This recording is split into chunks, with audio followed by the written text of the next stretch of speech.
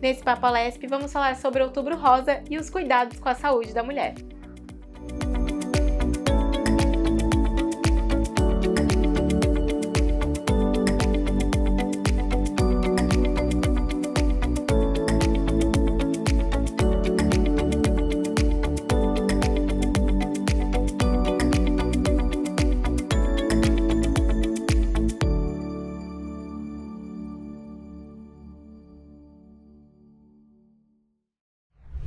Olá, eu sou a doutora Mayris Cartesini Sena, formada pela Santa Casa de São Paulo e com pós-graduação na Unifesp, e hoje a gente vai conversar um pouquinho sobre Outubro Rosa.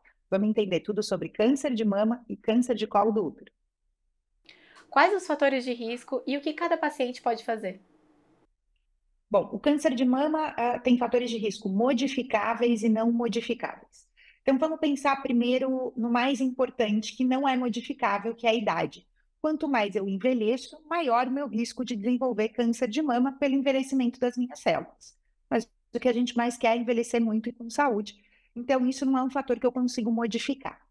A gente também tem a influência da hereditariedade, do histórico familiar de câncer de mama, câncer de ovário, câncer de intestino, que podem estar relacionados a mudanças genéticas que influenciam no desenvolvimento do câncer de mama. Mas existem fatores modificáveis que a gente pode pensar. Um deles é o tabagismo, quer dizer, existe a opção ou a possibilidade dessa paciente fumar e não fumar, e a paciente que fuma aumenta o risco dela individual de desenvolver câncer de mama. Os meus hábitos de vida, o que eu como eu me exercito, influenciam muito no meu risco de desenvolver câncer de mama. Inclusive, tem alguns estudos mais recentes que falam sobre a redução de até 30% no risco individual de desenvolver câncer de mama, fazendo adequações para uma alimentação mais saudável e para a prática de atividade física mais constante. Então, aí também é um fator modificável, eu consigo mudar a forma como eu me alimento e como eu me movimento. Um outro ponto de proteção, saindo um pouco do fator de risco, mas ainda falando de fatores que eu posso modificar os meus fatores de risco, é a amamentação. A amamentação reduz em 4,3% o risco individual de desenvolver câncer de mama, considerando 12 meses de amamentação. Então, é também um fator possível e modificável para algumas situações e para algumas pacientes. E, claro, um outro fator de risco é a minha exposição à radiação. Fator de risco de incidência menor, mas que para populações específicas que trabalham em situações que têm maior exposição à radiação, também deve se considerar. Quais são as formas de prevenção? A principal coisa que a gente pode dizer é que em qualquer faixa etária eu posso reavaliar meus hábitos de vida rotineiros, o que eu como e como eu me movimento. Essas mudanças vão gerar o maior impacto na redução do meu risco individual de desenvolver câncer de mama.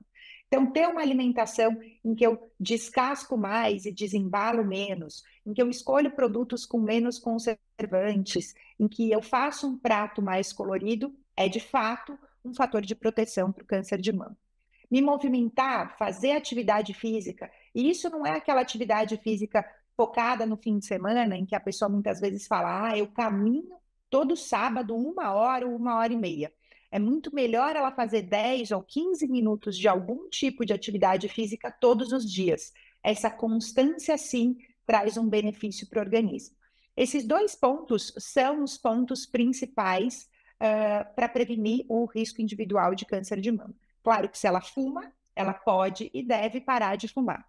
Mas também ela precisa, como uma forma de prevenção ou até de busca de auxílio médico precocemente, ela precisa se notar.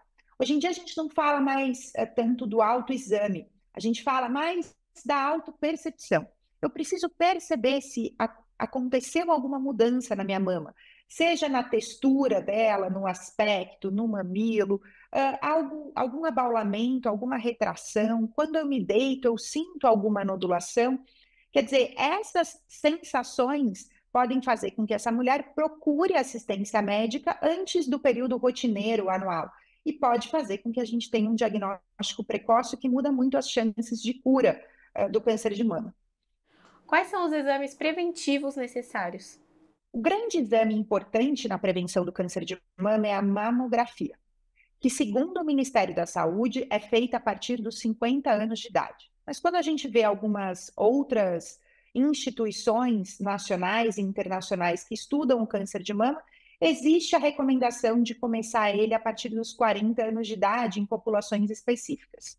Então, a mamografia é o grande exame importante na prevenção do câncer de mama, porque aí eu também considero que essa população a partir dos 40 anos é a população que tem mais risco de desenvolver o câncer, mais do que a população abaixo dos 40 anos. Então, é um exame importante. O ultrassom não tem a mesma importância que a mamografia, mas em determinadas situações ele pode auxiliar muito no diagnóstico. Então, ele entra como uma outra ferramenta possível de diagnóstico ou de auxílio diagnóstico. E existe um exame um pouco mais complexo, usado em situações muito mais específicas, porque também é um exame de maior custo e maior complexidade, que é a ressonância mamária. Esse exame também pode auxiliar nesse diagnóstico, mas ele não é indicado rotineiramente para todas as mulheres. Qual o impacto das campanhas de conscientização? As campanhas de conscientização, assim como o mês Outubro Rosa, são essenciais para a gente falar do tema. E quando a gente joga um holofote sobre o tema, fica mais fácil para as pessoas pensarem sobre isso. Senão, cada pessoa está na sua rotina e se ela não vive o diagnóstico, o tratamento do câncer de mama na sua família ou no seu entorno, muitas vezes ela nem se lembra desse tema. Ela é absorvida pela sua rotina normal. Então, falar sobre o tema do câncer de mama leva o holofote à importância de fazer os exames, à importância de perceber as alterações na mama. E, além disso, explica um pouco, ensina um pouco de como que a gente pode lidar, como que a gente pode auxiliar, tendo uma familiar vivendo esse diagnóstico ou uma colega de trabalho vivendo esse diagnóstico. E assim a gente desmistifica um pouco alguns conceitos que eventualmente podem ter sido criados no decorrer da vida. Qual a incidência da doença entre as mulheres? Bom, o câncer de mama é o principal câncer em incidência entre mulheres no Brasil inteiro, inclusive em São Paulo. Então, por isso ele tem tanta necessidade de holofote. Ele é o primeiro câncer em incidência entre mulheres no nosso país. Por isso é essencial que a gente fale do tema e que a gente mostre que, claro, ele também pode ter incidência entre os homens, mas a ocorrência em mulheres é muito frequente e a gente tem medidas possíveis, tanto para reduzir os riscos quanto para diagnosticar precocemente, a gente precisa aplicá-las. O que é o HPV? O HPV é um vírus sexualmente transmissível, mas não apenas sexualmente transmissível. Ele também pode ser transmitido por contato em outras situações, de forma mais rara. Por isso, é importante a gente entender esse conceito para entender que o preservativo não me protege 100% contra o HPV na relação sexual. Claro, ele diminui o risco de contaminação e ele elimina o risco de contaminação de outras doenças. Mas como o HPV não está vinculado à secreção, está vinculado ao contato da pele com a pele, ele também pode ser transmitido usando o preservativo na relação sexual. E daí esse vírus entra dentro de uma célula do corpo, ele tem preferência por alguns lugares, e ele vai viver dentro dessa célula, causando alguns defeitos, alguns danos na estrutura da célula. E são justamente esses defeitos que, com o passar dos meses ou dos anos, podem se multiplicar, se ampliar e gerar o câncer de colo do útero. O câncer de colo do útero é o terceiro câncer em incidência entre mulheres no Brasil. Ele também tem uma incidência muito expressiva e ele é um câncer 100% prevenível. Se a gente pensar que o HPV pode ser evitado pela vacina. Então, ele é um câncer de muita incidência, mas que a gente ainda pode trabalhar muito nele para ampliar a prevenção e para reduzir a incidência dele na nossa realidade. Como o HPV se manifesta? A gente pode dizer que existem duas formas principais de prevenção. Afinal de contas, nenhuma delas é 100% eficaz, porque a vacina tem uma eficácia na sua forma mais ampla contra 9 subtipos do vírus HPV. E na sua forma disponível no SUS, contra 4 subtipos do vírus HPV. Quer dizer, ela me confere uma proteção muito importante, mas ela deve ser considerada e utilizada junto com o preservativo. Como eu falei, o preservativo não elimina a minha chance de ter o contato com HPV, eu sigo podendo ter a chance, mas ele reduz. E assim, se eu somo fatores de proteção, eu tenho uma maior proteção individual. A vacina disponível no SUS, que é a vacina quadrivalente contra 4 subtipos do vírus HPV, traz os dois vírus mais importantes causadores do câncer de colo do útero e os 2 vírus mais importantes causadores das verrugas genitais, que o HPV também pode causar. E ele confere uma proteção individual ao câncer de colo de útero de 80%, quando feita a vacinação de forma completa. A vacina nova que surgiu no mercado, que ainda não está disponível no SUS, mas que existe na rede privada, confere uma proteção contra 9 subtipos do HPV. E daí ela aumenta a proteção individual para 90%.